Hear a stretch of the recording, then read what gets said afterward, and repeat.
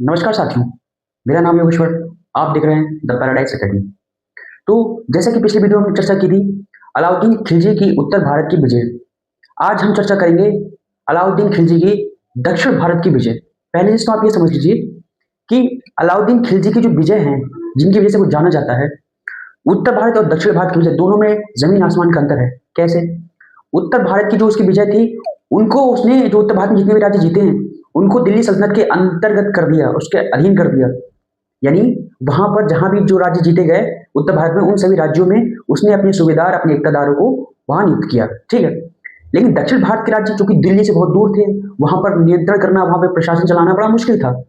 अगर वहां विद्रोह हो गया तो फिर आने जाने में समय बर्बाद होगा, पैसा बर्बाद होगा, जनहानि होगी, कई सारी समस्याएं थी। फिर इतना सेना सेना और कहां से लाओगे? तो हजारों समस्याएं थी। उन समस्याओं से निपटने के लिए और अपनी विजय की जो आकांक्षाएं, महत्वाकांक्षाएं थी, उनको पूरा करने के लिए इसने क्या करा? जो दक्षिण भारत की विजय थी, जो राज्य थे दक्षिण भारत के, उन राज्यों को सिर्फ अपने अधीन रखा। क्या अधीन रखा? उन्हें हराया और उनसे बस इतना कहा कि तुम हमें वार्षिक टैक्स दो और हमें सुल्तान मानो, बस इतना करना है और कुछ नहीं करना। ठीक है। तो ये बातें अंतर है। उत्तर भारत को राज्यों को सीधे अपने अधीन में ला लिया और जो दक्षिण भारत के थे उनको अपनी अधीनता स्वीकार पाई, बस उनको उनके राज्य सौंप दिए। ठीक है। तो हम चर्चा करेंगे आज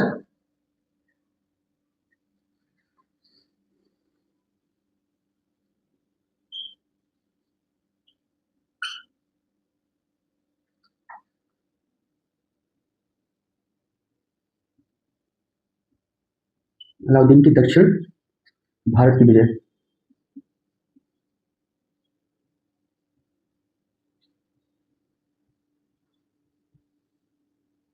ठीक है। आज हम ये पढ़ेंगे। अब इसमें जो पहला राज्य था, इसके बारे में मैंने शायद आपको बता दिया था। आज हम फिर चर्चा करते हैं इसके बारे में।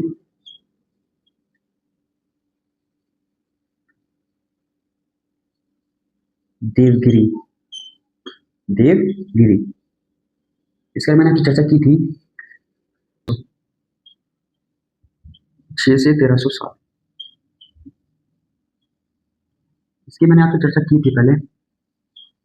उत्तर भारत की विजय हम पढ़ रहे थे, उसके अंत में, उस वीडियो के अंत में हमने उत्तर भारत दक्षिण भारत की इस देवगिरी की हमने चर्चा की थी। ठीक है, ताकि आप दक्षिण भारत की वीडियो के लिए तैयार हो सके। तो देवगिरी मैंने आपको बताया था, एक नहीं कई कारण उत्तरदायी थे।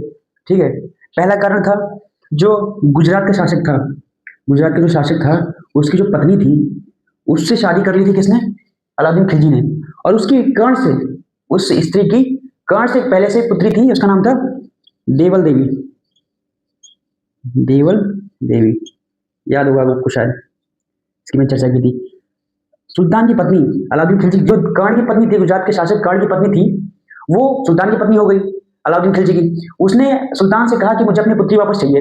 कर्ण जो कि देवगिरी में छुपा हुआ था अपनी पुत्री के साथ, देवल देवी के साथ। तो जो वहां का शासक था रामचंद्र, रामचंद्र देव, उसका जो पुत्र था शंकर देव, इसका जो शासक, शासक रामचंद्र, रामचंद्र देव, इसका पुत्र शंकर देव, शंकर देव, शंकर देव। ठीक है। ये शासक था। लेकिन अब चूंकि उसका पुत्र बड़ा हो गया था, तो उसकी भी मनमानी चल रही थी, वो अपने हिसाब से राज्य को चला रहा था। 1306 में, 1306 में ये शंकर देव ने कह लीजिए, रामचंद्र ने अपनी मर्जी से सुल्तान को, जो दिल्ली का शासक था, उसको कर नहीं भेजा। जो वार्षिक कर भेजा जाता है वो नहीं भेजा था। तो सुल्तान ने देवगिरी के खिलाफ 1307 में अभियान भेजा, मलिक काफूर के नेतृत्व में। ठीक है। मलिक काफूर के नेतृत्व में अभियान भेजा। अब पहला कारण मैंने आपको बताया, पहला कारण ये था। दूसरा कारण कर ना देना। दूसरा कारण, दूसरा कारण कर ना देना, कर ना देना। ठीक है। दो हो गए। एक और कारण, रामचंद्र ने देवल देवी और इसके पिता गुजरात का शासक कर्ण को पनाह दी थी। कर्ण कौन था? गुजरात का शासक। कौन? अलाउद्दीन खिलजी का दुश्मन। अलाउद्दीन खिलजी ने गुजरात पे आक्रमण किया था ना। तो शत्रु को पनाह देना, शत्रु कर्ण को पनाह देना,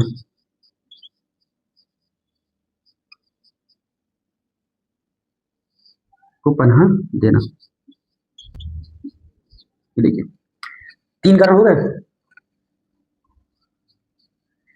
देवल देवी की जो उसको पुत्री चाहिए थी अपनी, कर नहीं दिया था वार्षिक कर, और शत्रु को जो था उसको जो है कर्ण उसको पनाह दी थी। ये कारण हुए कुछ, ठीक।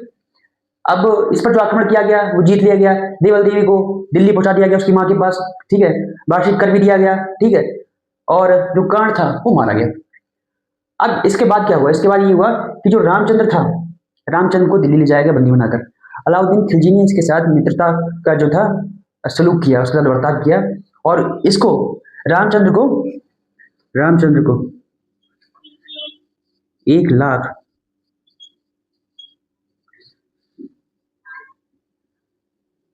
टका दिए, टका दिए।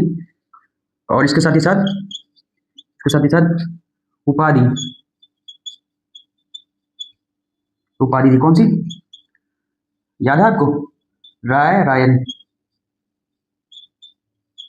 मैंने आपको बताया था, ये क्या है, राय रायन। क्लियर हो गया इतना। और रामचंद्र को इतने रुपए दिए, इतने जो टका थे 1 लाख, और इतने जो उसको एक उपाधि दी और उसको सम्मान दिया, और उसके साथ ही साथ उसको उसका राज्य दे दिया, उसको वापस भेज दिया सम्मान से, ठीक है। अब इससे हुआ क्या, इससे ये हुआ कि जो रामचंद्र थे वो अलाउद्दीन खिलजी के फैन हो गए कि भैया ये तो बहुत ही दिलदार है यार, इतना मैंने इसके साथ गलत किया फिर भी इसने मेरे साथ जो इतना अच्छा सलूक किया, तो अब ये जो है उनके नतमस्तक हो गए। इनने क्या करा, अब अलाउद्दीन खिलजी के जो दक्षिण के जितने भी अभियान हुए हैं देवगिरी के बाद, तो उन सब में देवगिरी के रामचंद्र ने अलाउद्दीन खिलजी के जो सेनापति थे, उनकी सेना थी, उन सबकी मदद की, चाहे हथियार से हो चाहे रसद से हो। रसद का मतलब होता है खान पीन की जो वस्तु होती है, रसद से हो एक सेना से हो, किसी भी तरीके से जो है इन्हें हर तरीके से इनकी मदद की दक्षिण भारत के राज्यों को जीतने। समझ रहा, चलिए अब आगे हम चर्चा करते हैं नेक्स्ट। तो देवगिरी हो गया।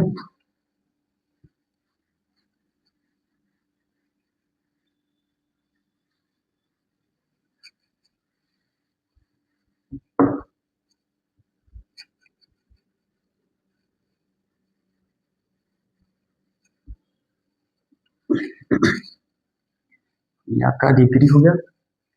नंबर 2,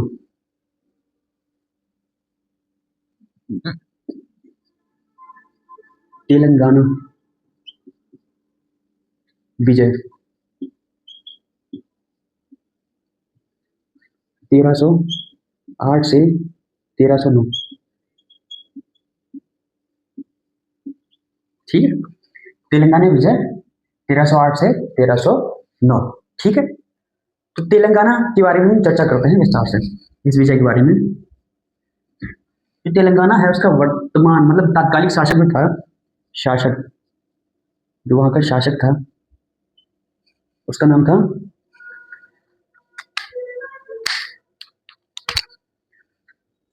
प्रताप रुद्र देव द्वितीय, ठीक है, सेकंड। ये वहां का शासक था, ठीक है। अब सेना जो जा रही है तेलंगाना से जुड़ा हुआ राज्य देवगिरी, उसके ऊपर अब जो दिल्ली की सेना आ रही है वो देवगिरी से होती हुई जा रही है। अब जो रामचंद्र देव, मैंने अभी आपको बताया कि वो अलाउद्दीन के फैन हो गए थे, उसको अपना मित्र मान लगे, तो उनने ये कहा कि जो सल्तनत की सेना है जो मलिक काफूर के नेतृत्व में आ रही, किसके नेतृत्व में, सेनापति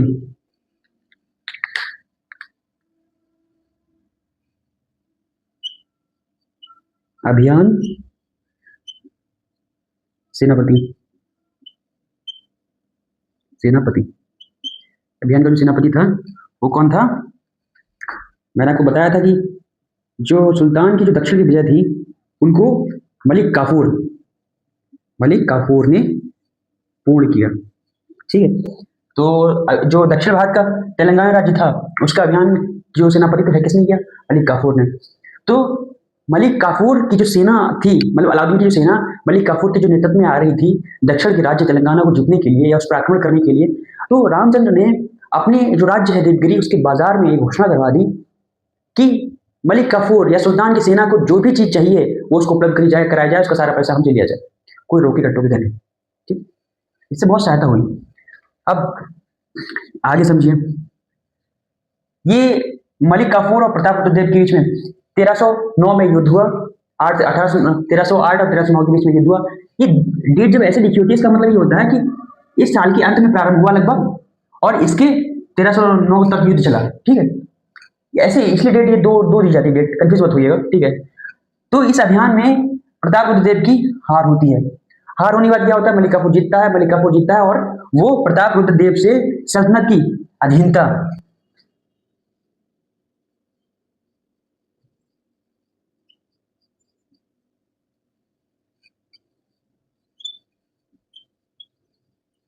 अधीनता स्वीकार करवा लेता है।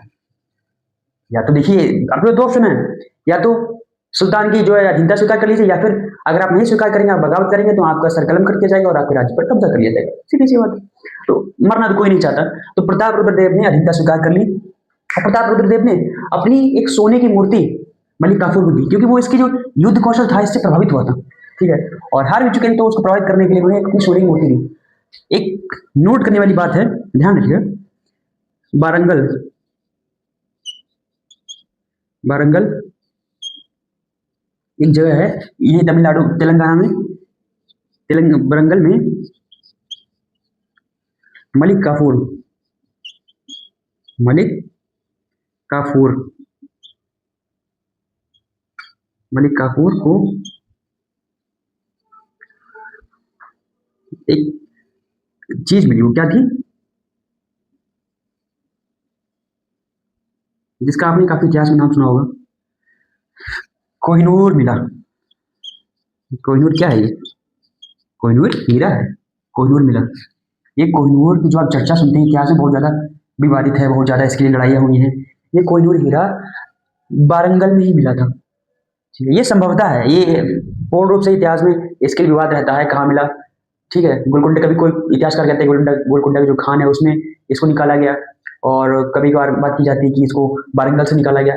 तो विवाद रहते हैं थोड़े थोड़े। ठीक है, इतिहास विवादों पर ही आधारित है, बस आपको अपनी विवेक बुद्धि का इस्तेमाल करना पड़ेगा समझने के लिए। ठीक है, अब नेक्स्ट पे आते हैं, ये हो गई तेलंगाना। नेक्स्ट विजय,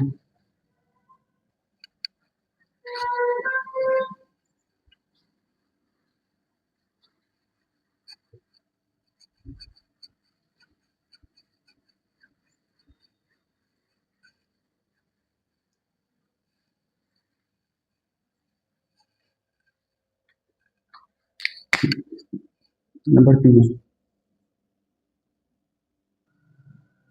नंबर 3 होयसल, होयसल विजय। ये कब हुई थी, 1310 से 1311 ईस्वी। ठीक है, होयसल विजय। यहाँ का शासक कौन था, शासक, शासक वीर बल्लाल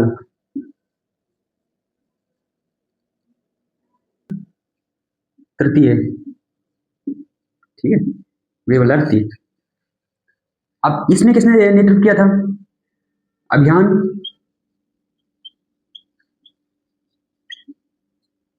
नेतृत्व, अभियान का नेतृत्व किया। अब दक्षिण भारत के लिए आप मलिक काफूर एक नाम याद कर लीजिए बस, मलिक काफूर, मलिक काफूर। ठीक है, अब इसको समझिए, 1310 से 1311 में जो युद्ध हुआ, 1310 से 1311 के बीच ये युद्ध हुआ, और इसमें 1310 में सेना तेलंगाना से चली थी, और 1311 में होयसल को जीत लिया। वीर बल्लाल तृतीय इस युद्ध में हार गया, और इसको जो है कहाँ भेज दिया गया, दिल्ली, दिल्ली इसको भेजा गया, दिल्ली भेजा गया, क्योंकि इसकी इच्छा थी, ये सुल्तान से मिलना चाहता था, सुल्तान से मिलना चाहता था, इसको भेजा गया। सुल्तान ने वहां इसको, वहां इसको देवगिरी के शासक को कितने रुपए दिए थे, 1,00,000 टके। ठीक है, इसको दिए 10,00,000, 10,00,000 टके। ठीक, दिए, सुल्तान ने दिए हैं, ये सुल्तान ने, इसने सुल्तान नहीं दिए, सुल्तान ने इसको दिए हैं। नंबर 2, छत्र व मुकुट, व मुकुट दिया, 10,00,000 टके सुल्तान ने बीरबल तृतीय को दिए। एक छत्र व मुकुट दिया। इसके साथ ही साथ जो होयसल राज्य था वो बीरबल को लौटा दिया, कहा तुम शासन करो। बस इसने सुल्तान की अधीनता मान ली, कहा हाँ आप सर्वोच्च हैं, आप ही सबसे बड़े हैं, हम आपसे पंगा नहीं लेंगे, हम आपको वार्षिक कर दे देंगे। ठीक है, ये भी वार्षिक कर देंगे। अब बीरबल्ला ने एक वादा किया। लोग पैसे देके बदल जाते हैं, ठीक है। पहले ये लोग क्या कहते थे कि वो मुस्लिम हैं, तुर्की हैं, विदेशी हैं, हम उनके साथ नहीं रहेंगे, विरोध करते थे हिंदू जितने भी शासक थे। अब क्या कर रहे हैं, हारने के बाद ये दूसरे हिंदू जो राजा हैं उनके विरुद्ध मुसलमान शासकों की मदद कर रहे हैं, ये पैसे लेके। जैसे रामचंद्र देव ने की थी, पैसे लेके, उसको 1 लाख टका मिला था, इसको तो 10 लाख टका मिले हैं, तो क्यों नहीं करेगा। ठीक है, पैसे से बढ़ के इस दुनिया में कुछ नहीं होता है।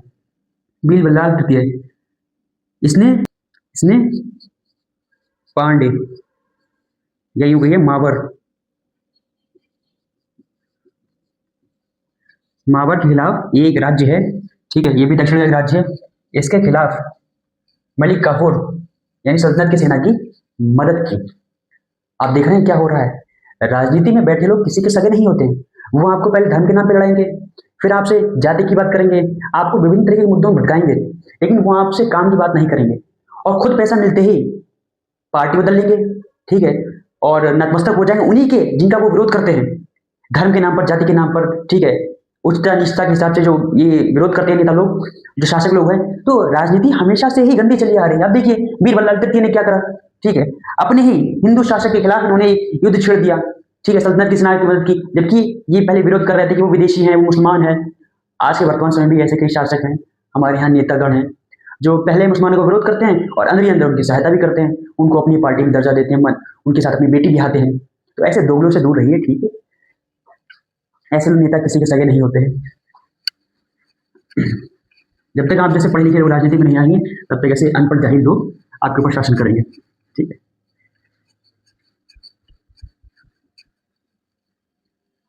होयसल विजय हो गया। अब नेक्स्ट है पांडे, चौथा है पांडे। पांडे महावर अभियान, महावर अभियान ये कब हुआ था, 1311, ठीक है, 1311, ठीक है। जो पांडे आप देख रहे हैं राज्य, वो राज्य में उसका सुल्तान, जो उसका शासक था, उसका जो राजा था, वो मर गया था, उसकी जो है देहांत हो गया था। और वहां पर जब काफूर ने 1311 में उस पर युद्ध किया, तो उस समय या उससे पहले कह लीजिए 1310 तक, 11 तक वहां पर ग्रह युद्ध छिड़ गया था। ग्रह युद्ध किस चीज का, उत्तराधिकारी का ग्रह युद्ध छिड़ गया था। इसमें दो भाई थे, तो उनमें से एक सुंदर पांडे, सुंदर पांडे ये ब्राह्मण थे। सुंदर पांडे ने सुल्तान से सहायता मांगी,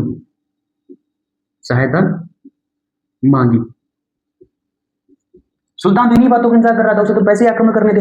अब उसी के एक राजकुमार ने मौका दे दिया, आमंत्रण दे दिया कि आइए भैया हमला कीजिए, ठीक है। इससे ये हुआ कि ये जो सुंदर पांड है, इसका जो भाई है, जो ज्यादा शक्तिशाली बनता जा रहा है, इससे ये हारता जा रहा है, तो इसलिए इसने दुश्मन को बुलाया ताकि उसको खत्म करके ये गद्दी हासिल कर सके, ठीक है।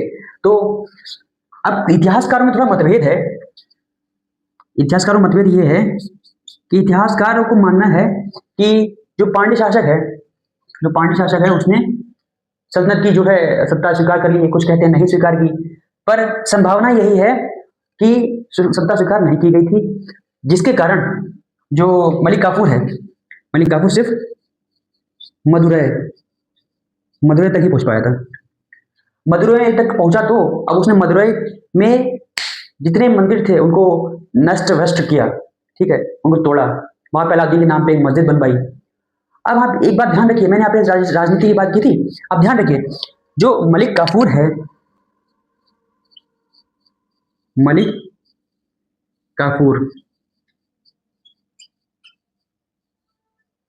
काफूर ये कन्वर्टेड मुस्लिम है।